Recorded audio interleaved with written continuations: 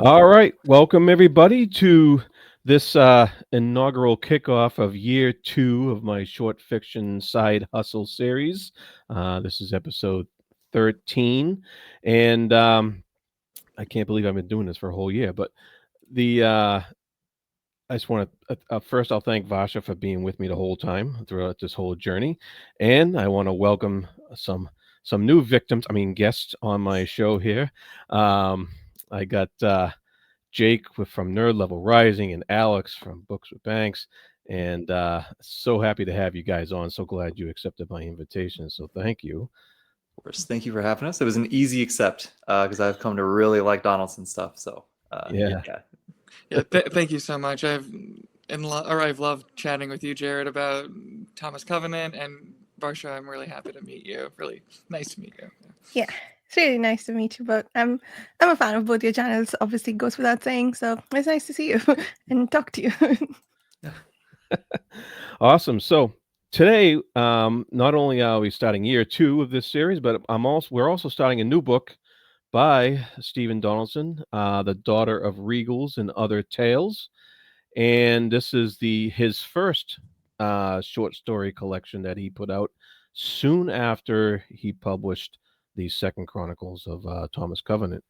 And this is an interesting collection because it only contains 8 stories. So a few of these in here are actually novellas and not just short stories, including the first one that we'll be talking about today, which is the title story, Daughter of Regals. This collection was first published as a group in 1984, and Daughter of Regals was one of the stories that was written specifically for this collection in this book. And so, um, without further ado, we're going to get right into spoilers here because it's just a short story or a novella. And we're going to, you know, I have a long history of reading Donaldson's work. I've read him since the 80s. So I've read everything he's put out since then for the most part. A couple of detective stories I haven't got to yet, but I will.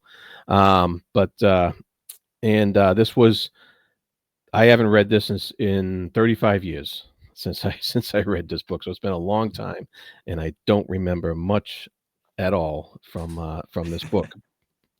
I hope that's understandable. but sure. but I think this is the first time you guys have read this tale, right? Oh yeah. Yep. Okay. So we'll start with the new guys here. Alex, what were your overall impression of the daughter of Regals, not the just daughter of Regals? Yeah. Overall impressions. I enjoyed the story. I thought it was really fascinating, and it read kind of like a typical, or it could be read as like a typical. This royal individual needs to go through a series of set trials to then achieve power, like ultimate power at the end. And so I was kind of reading it with that kind of focus in mind. It's just those trials happen to be dealing with all of the horrible people in in the kingdom. But no, I enjoyed that. Yeah, I really kind of enjoyed the way the story progressed and getting those one-on-ones with those different political individuals. Yeah. Cool. And Jake, some overall impressions?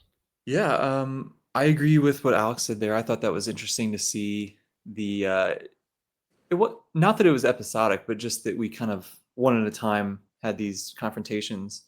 I also was really impressed by how much the world building came through in such a. I read it on ebook and it was I think 85 pages long on ebook, and so it's very short, but you just immediately get such a strong impression of not just how the kingdom is set up. There's like these 3 kingdoms, right, that are all kind of vying for power, and then it seems like there's this overarching ruler also. There's like the way that the magic works and the way that like the real and the creatures, and I was like, this is just so cool how much is packed into this, but it never feels like somebody's just listing off all these facts about the world. It was just really smooth, I think, and still getting so much information. So I appreciated that a lot. And I will say, I called the cool twist just a handful of pages before it happened towards the end, and I was really proud of myself. So I felt smart. All right. And Vasha, what's your overall impressions here? Well, I really enjoyed the story. I think this story falls in the category of things that I think I don't like, but it turns out if I read a good story, like within that category, I might love it. So, I mean, some of the things I say that about are like books set on ships. This one is book happening over a very short period, like story, long story set in a very short period, because I'm not usually a fan of like a lot of things happening in one go. I like my quiet periods, which this had. Um, so I think I became invested about 40 pages in.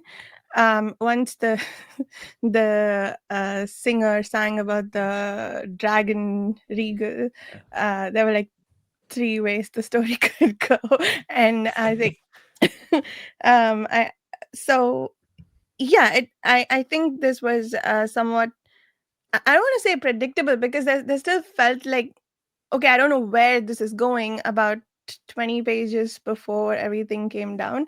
Um, it still felt unclear about where we were heading. So it's that you want to see which of the possibilities you're thinking of is going to happen. And so I was on the edge of my seat, and I I don't know if you've seen that meme of the baby reading like that, but that's how I was with the last few pages of this chapter story. So yeah, I really enjoyed it, much like the other Donaldson short stories I have read with you, Jared. So yeah, this was fun. Yeah, very cool. Yeah, I mean, unfortunately, the cover artwork of the book really tells you, you know, kind of gives away the ending of the story, right? That's funny. The ebook has a different cover, thankfully. Oh, So I didn't see it ahead of time. but yeah, well, maybe the ebook did that on purpose because Yeah. it's kind of obvious, you know, when you look at the Yeah. cover. Well, no wonder you laughed at me for saying I felt smart. It would have seemed obvious from your perspective, huh? Not at you, with you. Yes. But yeah, but you know, you see this dragon, and you know, and obviously the regal, and so and I think that there were some hints along the way. I'm going to go through some certain passages that maybe we can look at, but like right off the bat in the first sentence, he is telling us that she's in this narrow window from high up, and she's looking over the ballroom, and she says, I watched the lesser guest arrive.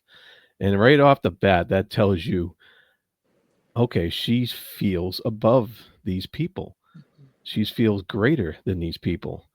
And she's looking at it from a you know, she's looking at it from above, so she's over them, but she's also in it's also a narrow view. And so it gives you this little hint that there could be a narrow viewpoint on the world on her part. And so I like when the first sentence like that sets up a character in that manner, and which is something that Donaldson has done all along, and he does so wonderfully. Um, yeah, and then we get a little bit further down. And it says she's willing to risk the realm along with herself. So that does not really give a sense of, you know, for the greater good. It's kind of she's better than these people, and she is going to do whatever she's got to do to risk herself, you know, even risk herself, but risk the realm as well, for whatever's going to go down here. We don't quite know yet, but I don't know what you guys thought of that. Let's go. I could go say, so I think this plays really nicely into this like this refrain that we have of her mentor and the regent, the mage Rizel or Yeah, Riza, yeah, rise. Yeah. and how her father before he died told her what is it?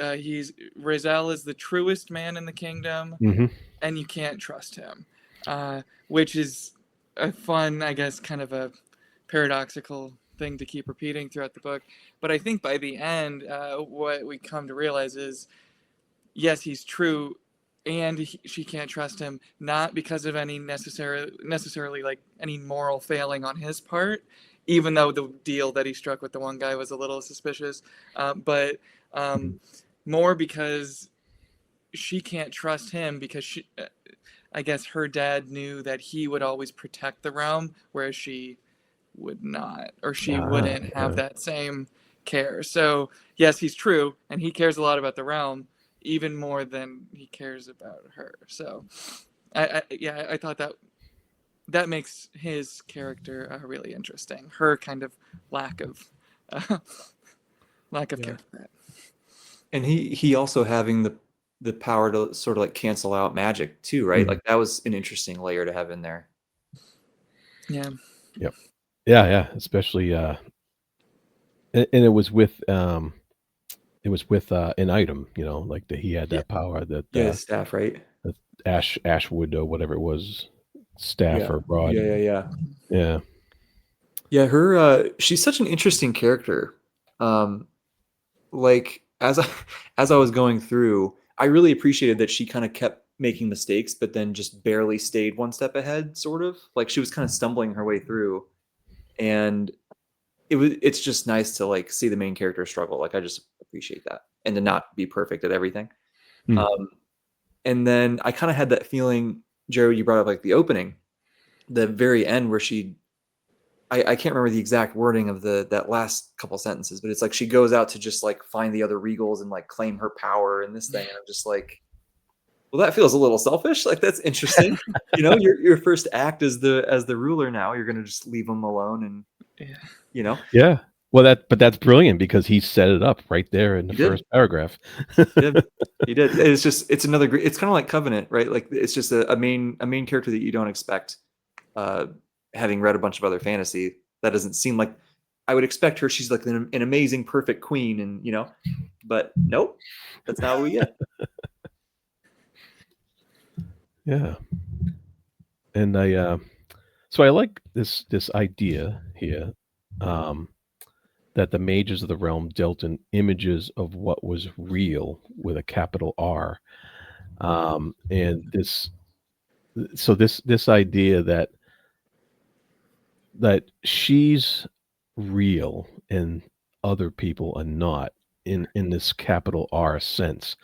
And I was trying to think that over and like, what does that actually mean here? And it ties into the fact that like that she is a creature with a capital C as well, and that's more real than other people. And I found that a fascinating concept for this world he was setting up. Yeah, for sure. It makes me wonder too if these creatures were like, what's the word I'm looking for? I always go to like some other stories. They have like elder races or things that like preceded the humans and their presence there. It's like I wonder if it's sort of something like that, to where they are. I don't want to say in fact, but at least in this world, seemingly primary or something like that. Yeah, maybe they have a bigger impact on the world or something like that. Yeah, maybe.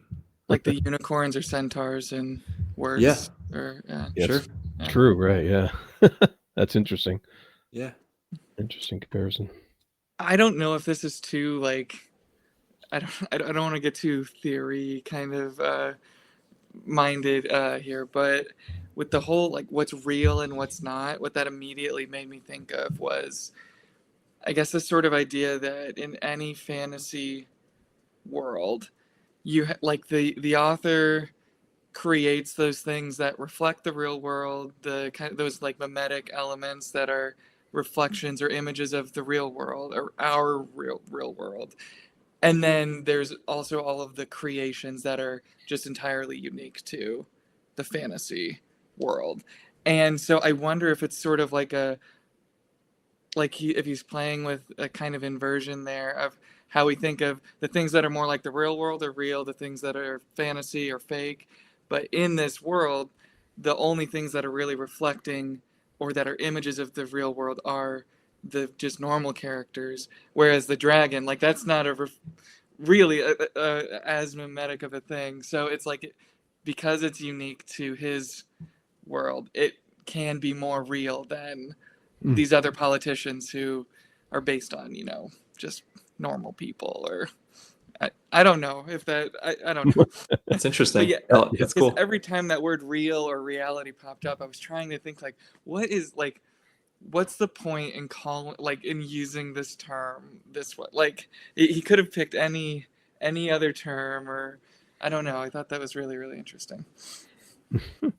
It's also got a certain characteristic of they have a greater right to exist to it, which I mean, I think if you go there, it could get interesting about the power that these races hold over them, and if they are not kind rulers, then you have to listen to them because they are more real and what they say is right.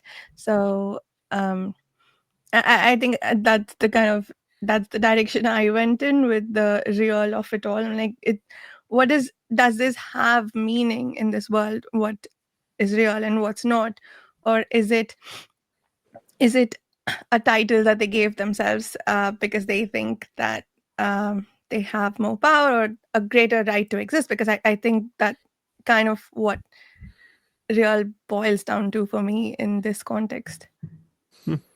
That's interesting, and that comes up too with because it seems that like magic is what maintains the peace here, and it's almost like without the creatures, without the magic, then it would just all fall apart into warfare. So what does that also say about kind of a statement on humans in general? Yeah. Sure. And we're always falling into warfare, and do we need magic? Do we need something to keep the peace? That's true. I think in that sense, it's a lot like the world in Wars of Light and Shadow with the Paravians. I think all of you have read them, right? Yeah. Yeah. No spoilers past book.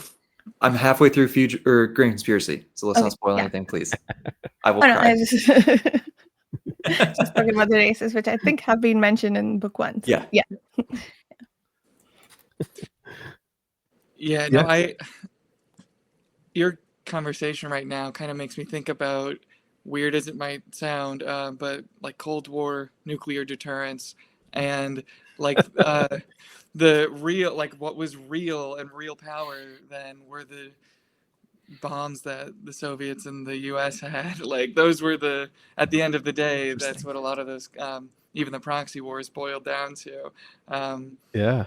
Well, as somebody who was around then, this was written in '84 during the real height of the Cold War, so that kind of reflects that. Interesting. That makes sense. It seemed to me, so when they had also the this was when Queen Damia, I believe, or Damia, however you pronounce her name, that when she first came onto the scene, and they were, how did this work? Were someone sang a song or something? It was something about how like somebody had killed the last dragon. There was like this legend, somebody had killed the last dragon, and it felt very like sad to me. Right. Whereas normally that's like, yes, triumphant, humans, we did it. Where this, so I don't know, it kind of to me reinforced that idea that these creatures maybe are seen as being above humans in some way like that too. Yeah.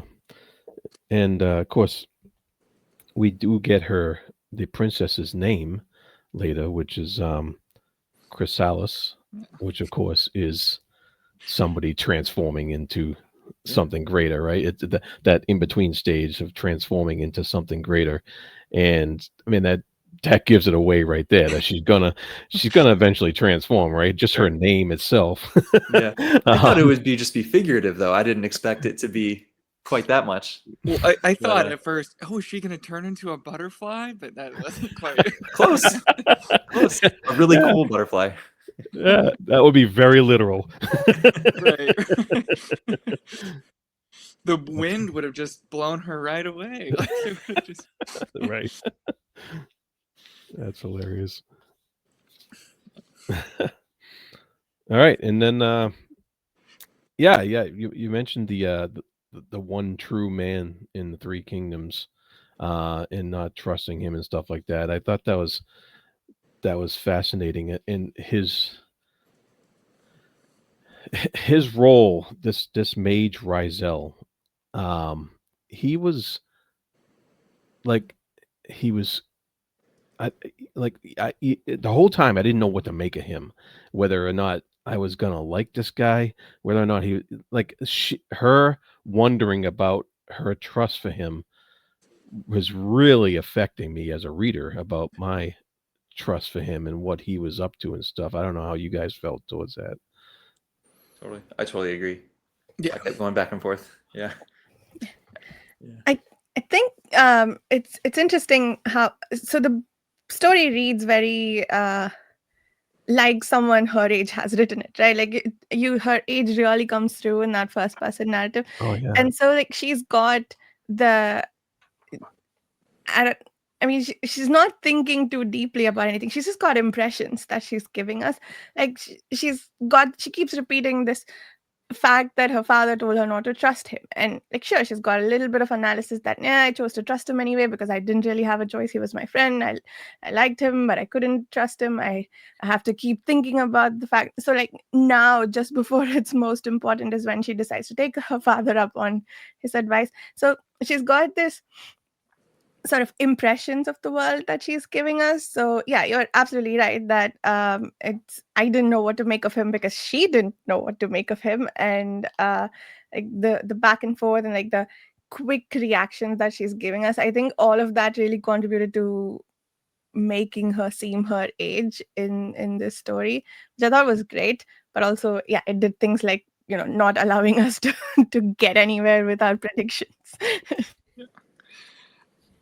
I think like I was sort of surprised, but I mean, now that you bring up like how much we're in her head and like how much we're just with her point of view, the whole story, it makes sense. So maybe I shouldn't have been as surprised. But even in those last few pages, when she's ascending to the throne, she's still like going back and forth on if she can trust this guy or not. Like, oh no, he told me just now that he talked to the King Thone or whatever, and so now Thone's probably working against me. And but then when it turns out that that's not the case, in like half a page later, she's like, oh good, I could trust Rizel. And like just this, like she hasn't really even figured it out by the end, like or come to an official position, or like a more of a confident position even on her closest friend, right at the end there. And yeah, I think like her age, but also probably a bit of her seclusion and the pressures on her have a lot to do with that.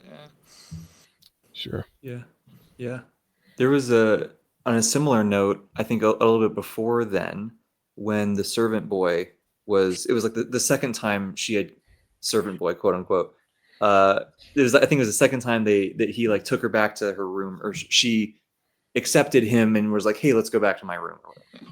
And she had this internal monologue about like, these people who I thought I could trust are breaking my trust. This guy hasn't earned it. Maybe I can actually trust him. What? But like, I remember being a dumb kid, and like that logic makes sense, when I was that age. So it just made me smile. Yeah. Yeah, that's good points. All good points. Yeah, I think that's pretty incredible that that Donaldson can bring that reality of her age and in those in a first person narrative and bring that out and make you really believe it and fall into it and have the same concerns as she does, because you're trusting the narrator to a certain extent, and sometimes it's hard to not trust a narrator when you're reading their thoughts and stuff like that. So I thought that part of it was, like Pasha said, was very well done, and really liked that. And so we have the three two kings and queen, the three rulers, and they each have this ace up their sleeve, this a mage who's accompanying them, and I was wondering what you guys thought about their different displays and stuff of magic, and how that tied into the story as a whole. I can go. I at first, when I was first going through it at like the surface level, I just thought it was. I enjoyed that they were all different, and it felt very like separate. And like, okay, cool. We're seeing different ways the magic is used in this world, and we're seeing how like, how the wind could be used and how powerful it can be. And then we saw the fire, and like everyone's scared of the fire, and then there's the illusion, and is this a real dragon that he's conjuring, or is it just a depiction, or what's going on? And the way that helped kind of foreshadow that the dragons aren't all dead, I thought was really cool. Yeah. And then towards the end, when she's walking up to that the seat, I think it was called, right? When everything's chaos, everyone's like, okay, now's the time to spring our trap, all at the same time, and the rebels come in, and it's just everybody. And I think having seen everything separately first, and then we see it all come together at the end, I was just like, what? Like, it made the scale feel so much bigger for me. That it still felt like a big, high stakes moment that had been built up to, even in such a condensed story. If that makes sense. Yeah. Deeper analysis, I don't know if I have it or not, but at least on that level, I was like, yeah, this is. I like how this was used. Very cool. I thought I guess it was interesting because I would have expected almost a fire, wind, and water or something like that, or fire, wind, and earth, or some more elemental thing. But really, Damia's mage, what was his name, Scour or Sour, something like that. Yeah. His was, I guess, illusion through song, but they I guess they also alluded to the fact that he was doing all of these different experiments with magic. So I didn't have as good of a sense of what his actual specialty was. I don't know if I just missed that, or yeah. Yeah, I think his images had to draw on something that was real, Okay. which of course made the mage Rizel realize that there had to be an actual dragon somewhere, and of course we all know it's her now, but I thought that was an interesting little foreshadowing that he threw in there, that they were wondering how was he doing that, because, and of course everybody was like, because it was his ruler. Who did he work for? Was it Damia? Yeah, I Yeah. think so. Yeah. So she was like, yeah, my guy is more powerful than anybody because he can make a dragon, and the Rizel was wondering how is he doing that, because the whole time he's been like, yeah, you're gonna die. I've tested you. I've you're not a creature. You're not gonna make it. This is all folly and all that stuff. Um so, but of course, countering that is this guy summoning a dragon, Right. and and we have that sense that is, he's doing that because she's a dragon, and so his magic was tied into that somehow. His magic was able to tap into real creatures, and so that was interesting. And I don't know, Vasha, what do you think about this whole stuff here? Yeah, I think I really enjoyed that scene where the dragon was cast, because that until then we were just sort of moving through and trying to like make sense of all these kings and queens who I wasn't honestly interested in until about that point. And then when it became about okay, where is the dragon, and who's the dragon, uh, we were able to like predict and make guesses about who it might be. And also I think more than that, so she does a bit of analysis about, was the creature that he cast the actual creature, or was it an image of a creature that exists? And then that I really enjoyed that bit of analysis she does, where she concludes that the queen hasn't seen the actual dragon. What he cast wasn't a dragon, because then he could just have the throne for himself and he wouldn't just be the queen's lackey. So so yeah, and from there on I think the story became really interesting for me. What wasn't super clear to me though was whether the dragon that he cast is just that, if it's just an illusion, or if it could do actual damage like a real dragon might, maybe not to the same extent. So that I wasn't clear on what the magic is, but I think it's not super important. I guess it had to have had the ability to do some damage, or maybe he was just going for generalized chaos, because why else did he cast it in the end? So yeah, it was fun though. Like I think Jake, you said you liked how it all came together. I really enjoyed that, like the little glimpses that all came together at the end. The image of her struggling to get to the stone with all the chaos around her was Yeah. pretty evocative. So yeah. It was. Can I Yeah. ask a question about that last scene? Maybe Sure. you guys caught something that I missed. I was trying to think through. So there's all this chaos, and she's crawling towards this like throne, and the whole thing is if she touches it, she's supposed to die, right? Because she doesn't have this magical power. She's been tested. But when she touches it through the staff, she's fine, and it like unlocks this ability and helps her transform. And I'm trying to figure out how there has to have been foreshadowing about why the staff was able to do this. I feel like that I just missed something, because the staff seems like it helps Rysel cancel out magic somehow. So did it just cancel out the throne killing her, or does my question make sense? I feel like Donaldson is No, it such a does. master. This must have been foreshadowed in some way, and I just missed something. Yeah. Oh, go ahead.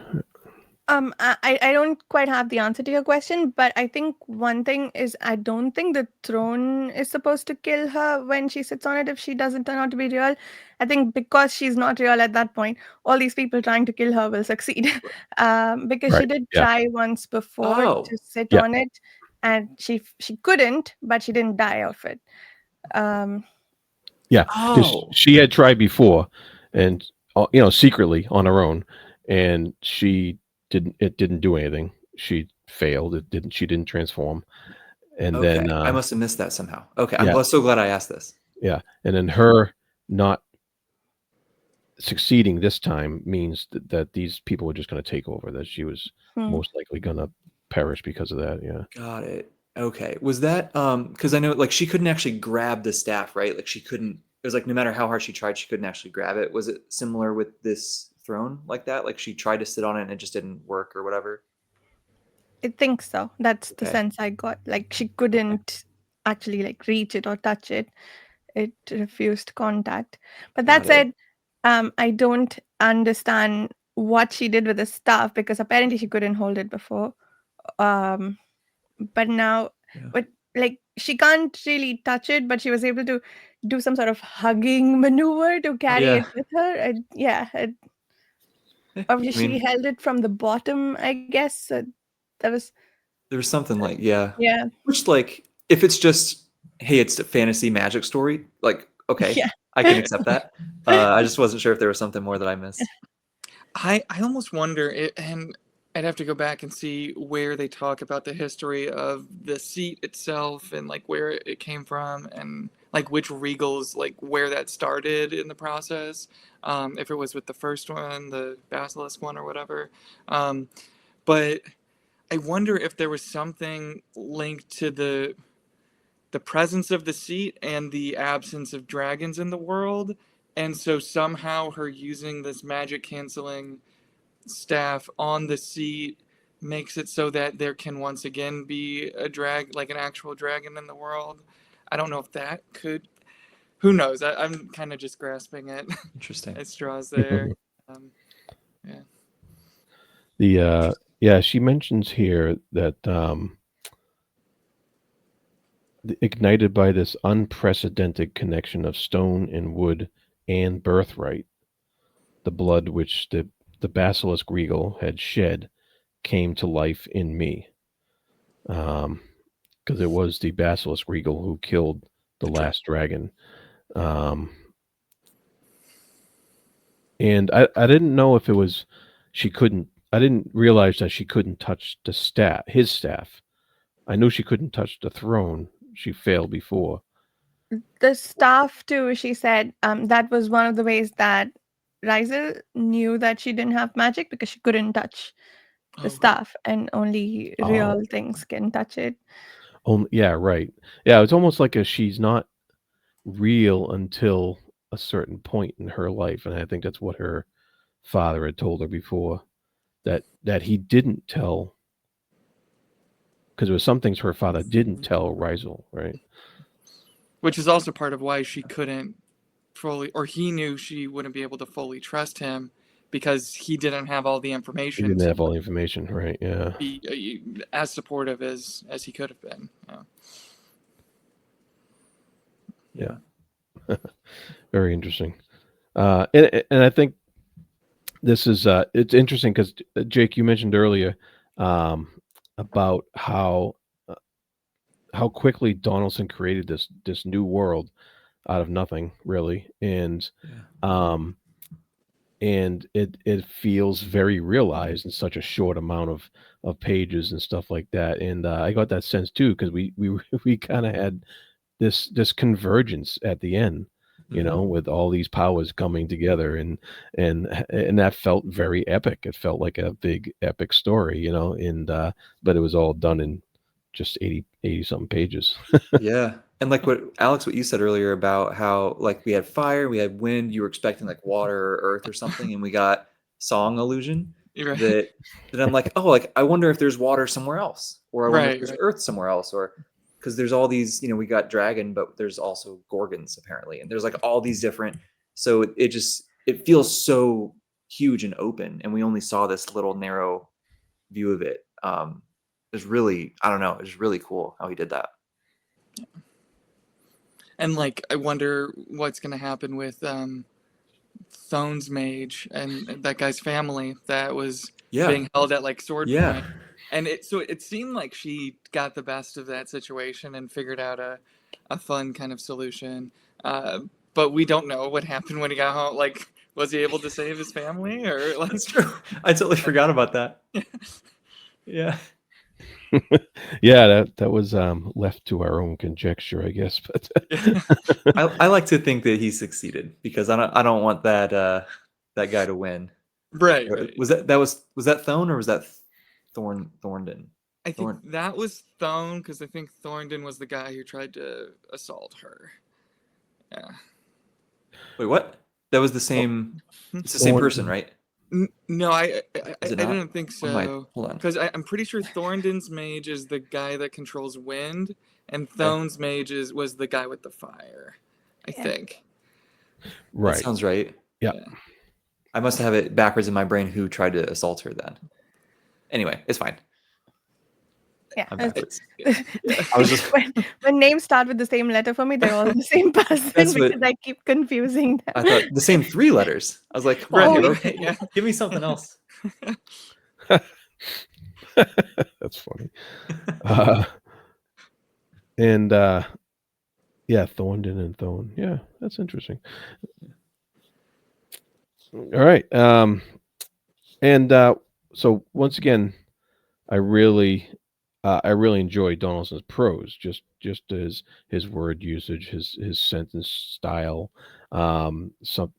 Sentences like this, the place had a stark majesty which consorted ill with the festive apparel and conflicting dreams of the gathered guest. I thought that was just like that's just like a beautiful line that, he in that line he contradicts um dreams of people with the reality of the place. And I love how he writes lines like that and just how beautiful they are. Yeah, it's really really great, and somehow he did that while also, like Varsha was saying earlier, like the tone of the 21-year-old girl still comes through Mhm. somehow at the same time. Yeah. Yeah. Yeah, very very nice stuff. Um yeah, and and there's lots of lines in there about her.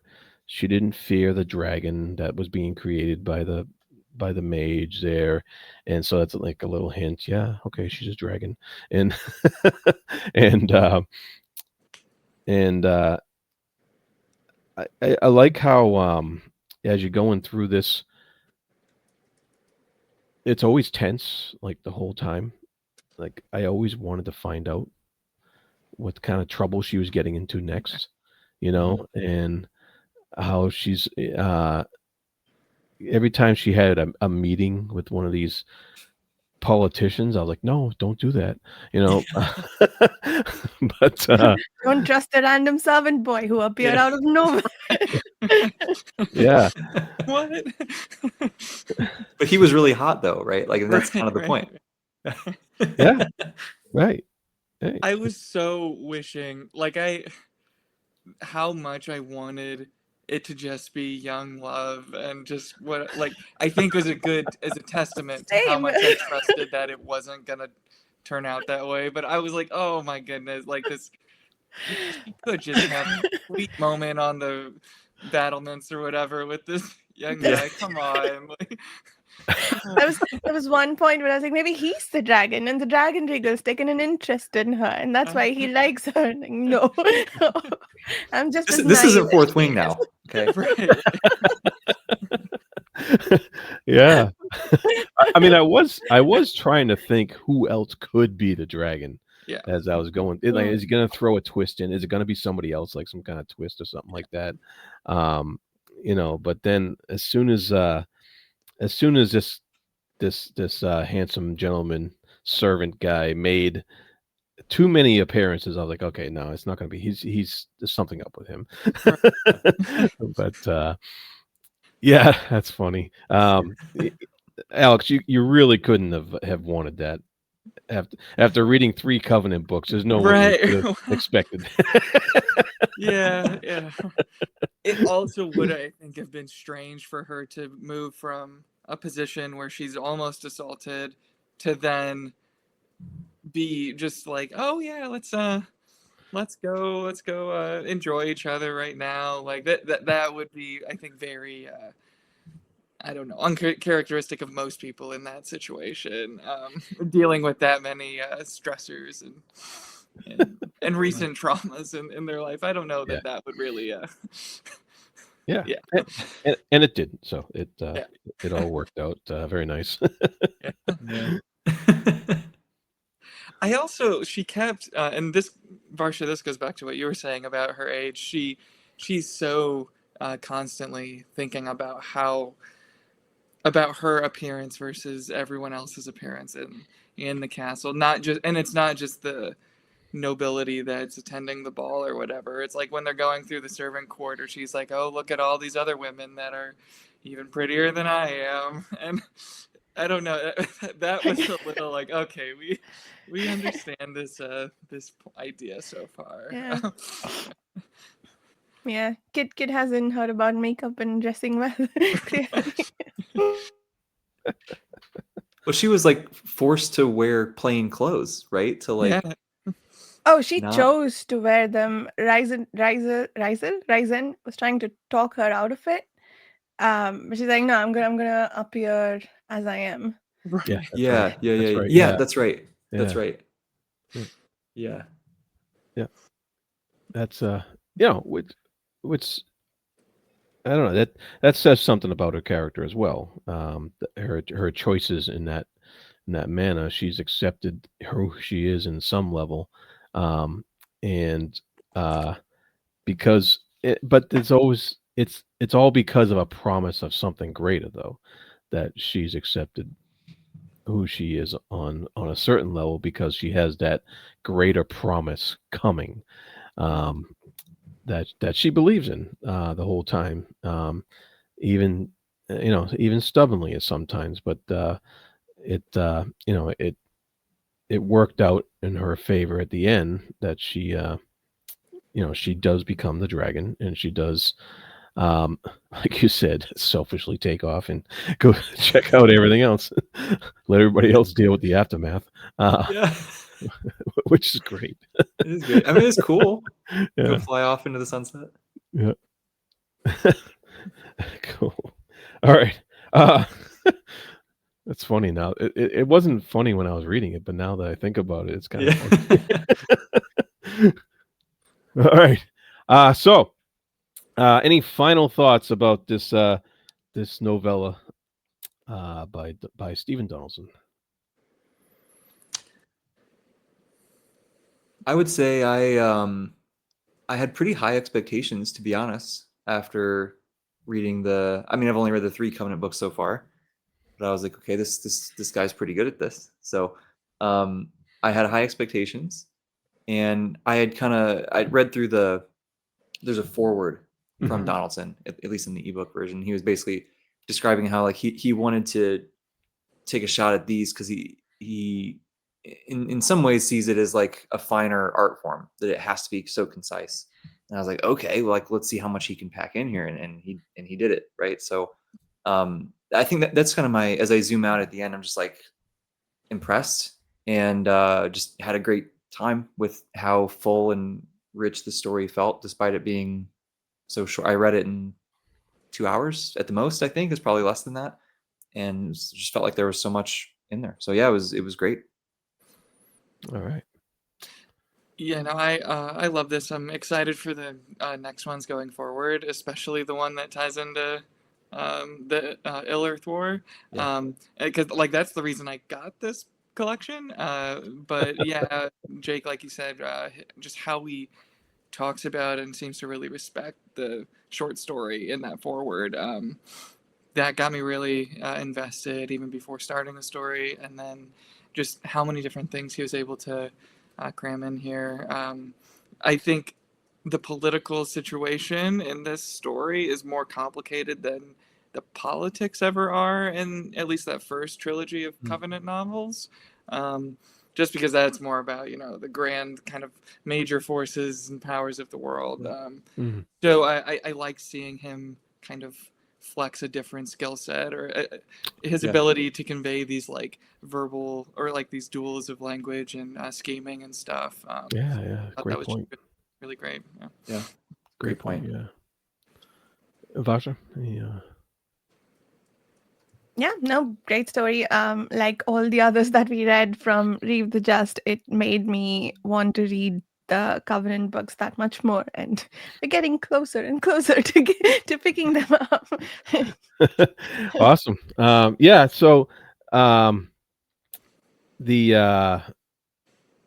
yeah, so for those guys who don't know, Vasher and I have already read the Reeve the Just collection, and so we're very familiar with Donaldson's ability to create a new world in such a short time and pack so much about that world.